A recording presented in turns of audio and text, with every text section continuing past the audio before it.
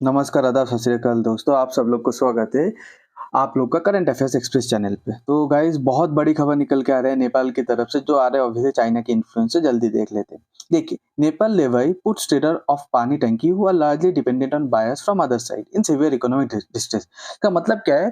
नेपाल ने क्या किया है, नेपाल ने जो पानी टंकी का जो ट्रेडर्स है, पानी टंकी का जो दुकानदार है, पानी टंकी एक एरिया है जो नेपाल और वेस्ट बंगाल और नेपाल के बॉर्डर पे आता है। तो क्या करते थे नेपाली लोग नेपाल से आते थे पानी टंकी में, सस्ते में सामान खरीद के, जैसे स्विच बोर्ड बोलो, बहुत बहुत बहुत वैरायटी ऑफ चीजें बोलो, खिलौना बोलो, कपड़े बोलो, खरीदते थे, खरीद के नेपाल पे लेके जाके उसको बेचते थे, बेच के मुनाफा कमाते थे।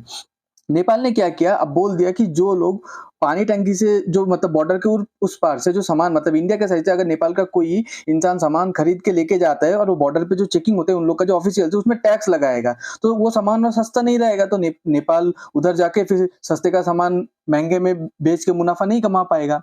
तो अब इसके वजह से प्रॉब्लम क्या हुआ कि वेस्ट बंगाल का जो पानी टंकी का जो इंडिया का जो ट्रेडर्स है, ठीक है, उन लोगों को क्या बहुत इकोनॉमिक डिस्ट्रेस हो गया, मतलब उन लोग का ऑब्वियसली धंधा कम हो गया, बंद हो गया। तो हम लोग जानते हैं नेपाल ने ऐसा क्यों किया। देखो, अब नेपाल नेपाल का जो अभी पार्टी है, जो रूलिंग पार्टी है, वो है माओइस्ट पार्टी, ठीक है। और आपको पता है कि माओइस्ट पार्टी, ये चाइना, इन लोग थोड़ा ना, इन लोग डेमोक्रेसी फॉलो नहीं करते, इन लोग ऑथोरिटेरियन रिजिम चाहते हैं, मतलब मैं हूँ, ठीक है, मतलब एक ही पार्टी रूल करेगा, उसका डिफरेंट डिफरेंट प्रेसिडेंट आएगा, ठीक है। ऐसा वोटिंग नहीं है, वोटिंग होगा वो पार्टी के अंदर ही वोटिंग होगा कि कौन प्रेसिडेंट बनेगा। जैसे हम लोग के इंडिया पे क्या है, कांग्रेस का एक है, बीजेपी का एक है, और बहुत सारे डिफरेंट डिफरेंट पार्टी का अलग अलग मतलब लीडर है, तो इसमें से जो पार्टी जीतेगा उसका एक पीएम बनेगा। तो ऐसा नहीं, जैसे मान लीजिए नेपाल पे क्या है, मान लीजिए बीजेपी है, ठीक है, तो वो बीजेपी एक ही पार्टी रहेगा। अब बीजेपी का नरेंद्र मोदी का टेन्योर खत्म होने के बाद अब डिसाइड होगा कौन होगा, मतलब पार्टी सिंगल रहेगा, ठीक है। तो ऐसा तो माओइस्ट पार्टी का ये थिंकिंग है, नेपाल पे ऐसा है नहीं, पर थिंकिंग यही है। नेपाल पे भी कांग्रेस पार्टी है, नेपाल कांग्रेस ऐसा बोल के। तो नेपाल का जो माओइस्ट पार्टी, अभी जो रूलिंग पार्टी है, उन लोग का बोलना है कि हम लोग चाइना को नाराज करके इंडिया के ज्यादा नजदीक नहीं जा सकते, ठीक है। अब ये बहुत ही बड़ी बात बोल दिया, नेपाल को पता नहीं है, ठीक है, उन लोग मतलब उन लोग तबाह हो जाएगा बिना इंडिया का, ठीक है। देखिए, जैसे देखिए, नेपाल ने और एक काम किया, नेपाल पता, नेपाल में इंडियन रुपीस चलता था। नेपाल ने क्या किया, 100 रुपए के ऊपर जितना भी डिनोमिनेशन है, 200 रुपया, ठीक है, 500 रुपया, 1000 रुपए का नोट सब बैन कर दिया, ठीक है। ये भी एक मूव नेपाल ने लिया। क्यों ले लिया? ये सब चाइना की समझ में आ रहा है, सबको समझ में आता है, चाइना नेपाल को मतलब पोक कर रहा है, ठीक है, और वही बात सुन के नेपाल ये सब डिसीजन ले रहा है। देखिए, अब नेपाल तो ये सब कर रहा है, पर देखो नेपाल का दोगलापन, देखो नेपाल ये सब कर रहा है और उल्टा साइड से नेपाल भारत से हेल्प भी चाहता है। अगर भारत चाहता है तो नेपाल का पूरी इकोनॉमी को तबाह कर देगा, ठीक है। जैसे देखिए, नेपाल का अब जो एक बॉर्डर साइड है, जैसे मान लीजिए, पहले हम लोग ये देखते, पहले देखते कि देखो, India continuing role in Nepal economic development. Nepal को पता नहीं कि उन लोग का इकोनॉमिक डेवलपमेंट सबसे ज्यादा इंडिया से उसको मिल सकता है, चाइना से नहीं मिल सकता, ठीक है। ये बात उन लोग जितना जल्दी समझ जाएगा उतना अच्छा है। जैसे देखो, अब ये जो ब्लू कलर का जो मार्क है वो देखो, नेपाल में ये मार्क आप अच्छे से पढ़ोगे तो दिखेगा कि इंडिया का सिर्फ 6 लाख इंडिया नेपाल पे काम करते हैं, पर नेपाल का 7 मिलियन मतलब 70 लाख, 10 गुना से ज्यादा, 11 गुना से भी ज्यादा, 11.5 गुना आदमी नेपाल का 70 लाख इंडिया पे काम करते हैं। तो अब सोचो, अब अगर नेपाली लोग रिश्ता खराब करेंगे तो मतलब नेपाल का गवर्नमेंट रिश्ता खराब करेंगे तो नेपाली लोग को कैसे इंपैक्ट होगा। अब नेपाल जो इतना उड़ता है, मैं एक बात बोलता हूँ, तुम नेपाल आजकल बहुत चाइना चाइना करता है। अगर चाइना करता है तो एक बार चाइना को बोल के देखो ना कि इंडिया जैसे ओपन बॉर्डर हम लोग के लिए रखते हैं, नहीं वीजा का टेंशन नहीं, कभी भी जाओ कभी भी आओ, इंडिया का इतना फायदा उठाते हैं, ठीक है। आप भी हम लोग के लिए 1 महीना बॉर्डर ओपन कर दो ना, देखता हूँ चाइना कितना प्यार करता है नेपाल को, ठीक है। चाइना किसी का सगा नहीं होता। अब और एक न्यूज देखो, India to import 10,000 milliwatt of electricity from Nepal, मतलब इंडिया नेपाल को से बोला है कि हम, इंडिया पता है एनर्जी हंग्री कंट्री, इंडिया ने नेपाल को बोला है कि हम तुमसे 10,000 मेगावाट ऑफ इलेक्ट्रिसिटी खरीदेंगे। आपको पता है 1 मेगावाट ऑफ इलेक्ट्रिसिटी, ठीक है, इंडियन रुपीज पे 5 to 6 करोड़ पे खरीदता है इंडिया नेपाल से 1 मेगा। तो अब 5 to 6 करोड़, 6 करोड़ ही मान लो, 6 करोड़ इंटू 10,000 कर लो, 60,000 करोड़ का, ठीक है, 60,000 करोड़ का इलेक्ट्रिसिटी इंडिया खरीदेगा। 60,000 करोड़ रुपीस का इलेक्ट्रिसिटी इंडिया खरीदना चाहता है नेपाल से, ठीक है। फिर भी नेपाल का, पर चाइना चाइना चाइना नेपाल से कुछ ज्यादा खरीदता ही नहीं है, उल्टा चाइना नेपाल के हाथ में पकड़ा देता है कि तुम हमसे खरीदो,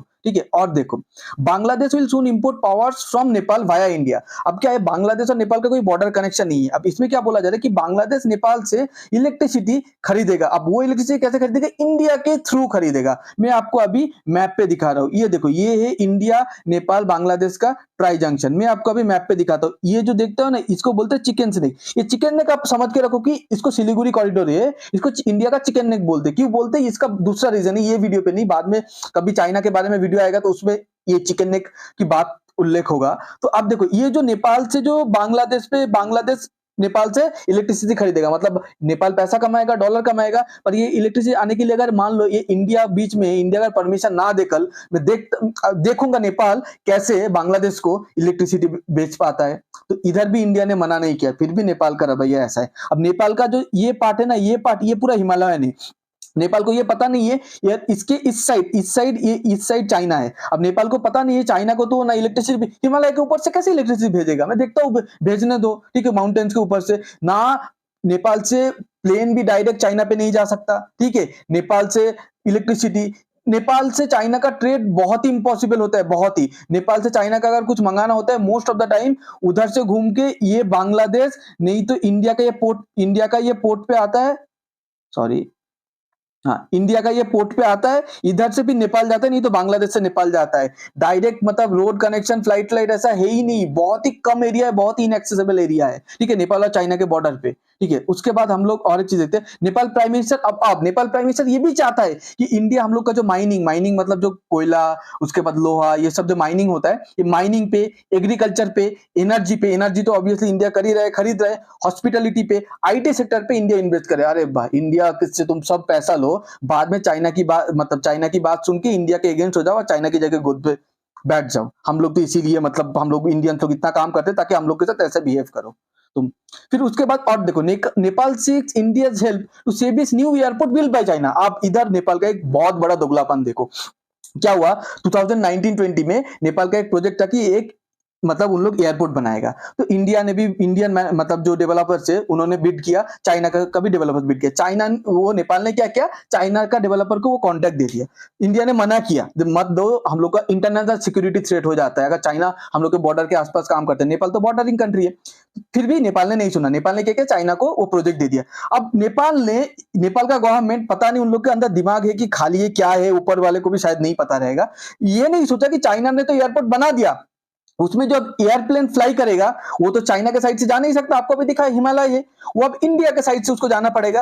अब इंडिया को वो बोल रहे हैं कि हम लोग, चाइना ने हम लोग का एयरपोर्ट बना दिया, हम लोग चाइना से लोन लेके बनाया है, चाइना को हम लोग को लोन चुकाना पड़ेगा, नहीं तो हम लोग दिवालिया हो जाएंगे, बहुत इकोनॉमिकल क्राइसिस हो जाएंगे। आप अपना एयर स्पेस का एक्सेस दे दो ताकि हम लोग का नेपाल से जो प्लेन उड़ेगा वो आपका जो वेस्ट बंगाल या इंडिया के ऊपर से जाके फिर पूरे वर्ल्ड पे जाएगा। अरे वाह, जब हम लोग कॉन्ट्रैक्ट मांगे, हम लोग को कॉन्ट्रैक्ट मत दो, हम लोग का देश का कंपनी को, फिर बाद में वो चाइना का बनाए। अब चाइना को जब कॉन्ट्रैक्ट, जब चाइना को बोलो ना कि हम लोग का एयरप्लेन तुम कैसे उड़ाओगे, तुम देखो, बोलो, देखता हूं मैं कैसे करता है चाइना।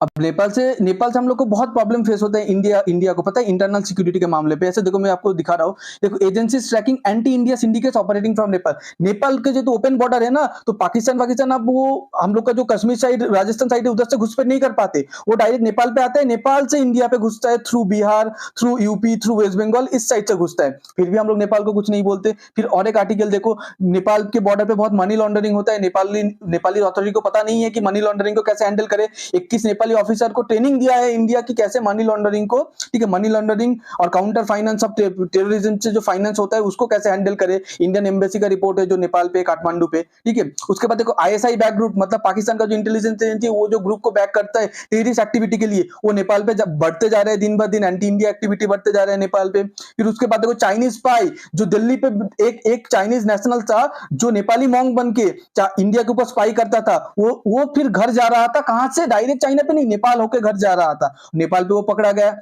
ये देखो, Chinese women living in India, ऐसा एक चाइनीज वुमेन था जो इंडिया पे रह रहा है कैसे, बुद्धिस्ट मॉन्क बोल के, ठीक है, दिल्ली पे पकड़ा गया। तो वो एंटी नेशनल एक्टिविटी कर रहा था। ये क्या करते हैं, चाइना से, पाकिस्तान से डायरेक्ट नेपाल से आते, क्योंकि नेपाल बॉर्डर से कोई चाइना पाकिस्तान वाले एंट्री करेगा ना, इंडिया उतना शक नहीं करेगा, उसके ऊपर उतना नजर नहीं रखेगा। तो यही बात है। अगर आप लोग को वीडियो अच्छा लगे तो लाइक करो, शेयर करो, कमेंट करो, और आपको कुछ बोलना रहेगा नेपाल के बारे में, चाइना के बारे में, कमेंट करके बताओ। थैंक यू दोस्तों, आप लोग अपना कीमती टाइम देने के लिए।